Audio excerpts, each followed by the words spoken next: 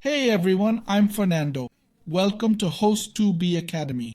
Today I'll show you how to add the Add to Cart button on your Shopify homepage. First, access your Shopify dashboard and click Online Store on the left. On the Themes page, find your theme and click Customize. The customization page opens. Adding the Add to Cart button is simple. On the home page, we'll add it to product sections like featured collections. Go to the left sidebar and click on the Featured Collection section. On the right, you'll see the section settings. Scroll down to find the Quick Add option. By default, it's set to it might be disabled, but you can click on the default option. So let's click on default and it'll add the Add to Cart button here on your products. For out of stock items, it'll show as unavailable. But for in-stock products, you'll see the Add to Cart button.